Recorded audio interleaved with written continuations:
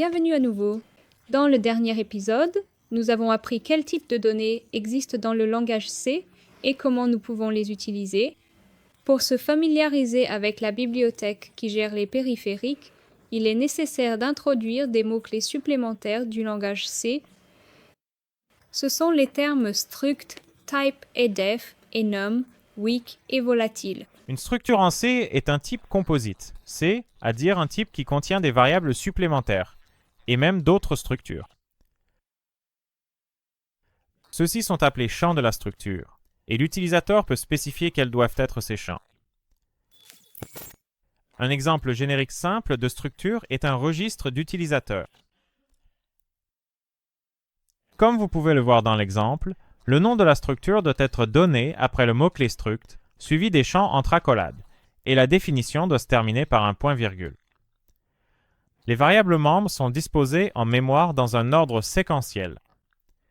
Les champs sont définis de la même manière que les variables. L'instanciation de la variable utilisateur de la structure et l'accès au champ se présentent ainsi. Pour accéder au champ de la structure initialisée, le nom du champ s'écrit après le nom de l'instance, séparé par un point. Vous pouvez utiliser le mot-clé typedef pour faire référence à des types existants sous un nouveau nom. Vous pouvez même donner un nouveau nom à des types intégrés, comme char, ainsi qu'au type de structure que vous créez, ce qui vous évite d'avoir à écrire le mot-clé struct à chaque fois. Dans le cas des structures, la redéfinition du type peut également inclure la définition de la structure. Dans ce cas, le nouveau nom de type doit être donné après les accolades, mais avant le point-virgule. L'énumération enum est un élément du langage utilisé pour créer un type spécial. Elle est généralement utilisée dans les cas où l'information stockée nécessite peu de mémoire, peut être facilement décrite et n'est pas trop verbeuse. Un exemple de cela est l'état d'une machine à état ou d'un interrupteur qui influence le fonctionnement de quelque chose. Dans ces cas-là, nous pourrions écrire un code parfaitement correct si nous représentions les états ou les interrupteurs par des entiers, puisque les états de nos machines à état sont dénombrables et finis. Dans un tel cas, cependant, la lisibilité de notre code serait grandement réduite, tout comme notre propre efficacité, car il nous faudrait nous souvenir exactement de quel état correspond à quel numéro, et le débogage deviendrait une tâche presque impossible. C'est là que le type enum intervient. Il nous permet de spécifier les valeurs possibles dans une énumération, et le compilateur les compte et les traite comme des entiers. Dans le code, nous pouvons faire référence aux valeurs des variables par leur nom, de sorte que notre programme reste traçable et transparent. Par exemple, si notre tâche consiste à contrôler une porte et que la machine à état nécessaire pour cela comporte 4 états, nous pouvons alors créer une variable enum de cette manière. Le mot-clé externe vous permet de séparer clairement la définition et la déclaration de vos variables, ce qui est très utile. Supposons que vous ayez une variable globale que vous avez préalablement créée dans l'un de vos fichiers projects. C.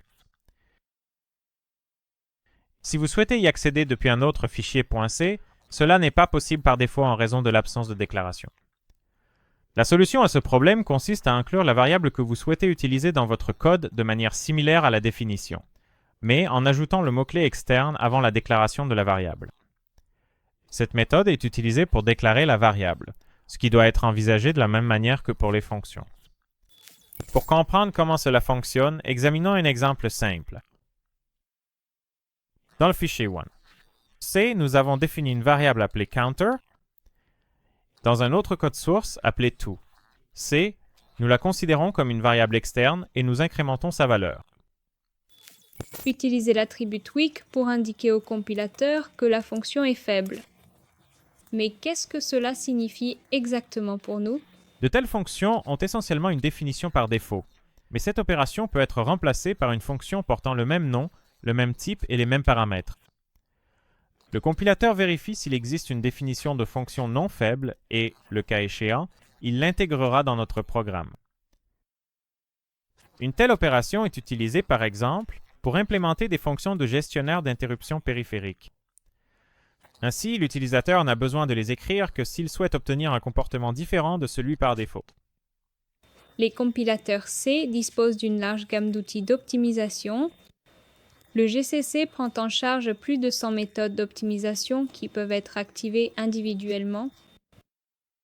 L'une des étapes d'optimisation les plus simples et plus efficaces consiste à ne pas relire une variable depuis la mémoire principale si elle a déjà été chargée et est présente dans les registres du processeur, tant que sa valeur intrinsèque n'a absolument pas changé ou n'a pas été modifiée.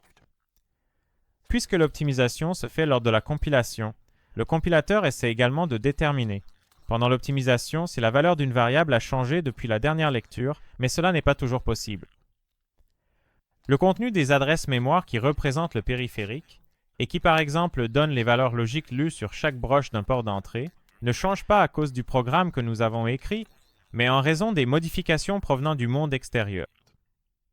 Lors de la compilation, il n'est pas non plus possible de déterminer si certaines variables pourraient recevoir une nouvelle valeur dans une interruption ou par une indirection, c'est à dire via un pointeur. Lorsque ce type d'optimisation est utilisé, le mot-clé volatile garantit que la variable est lue depuis la mémoire à chaque occurrence. Le mot-clé volatile est spécifié lors de la déclaration de la variable avec la syntaxe suivante, qui est clairement affichée à l'écran pour votre référence. Cela nous a permis de découvrir les types de données C les plus importants, la conversion implicite et explicite entre eux, ainsi que quelques autres mots-clés. Nous avons fait tout cela afin de pouvoir utiliser la bibliothèque standard mentionnée au début du chapitre. Et bien maintenant, le moment est venu. ARM fournit le CM6. C'est, à dire, la bibliothèque standard d'interface logicielle pour microcontrôleurs Cortex, permettant aux développeurs d'accéder au matériel. Puisqu'elle est développée directement par ARM, la bibliothèque est uniforme et peut être utilisée avec tous les cœurs Cortex A et M pris en charge, quel que soit le fabricant spécifique du microcontrôleur.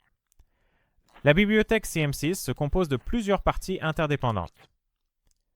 Nous allons maintenant jeter un œil à la partie Corem.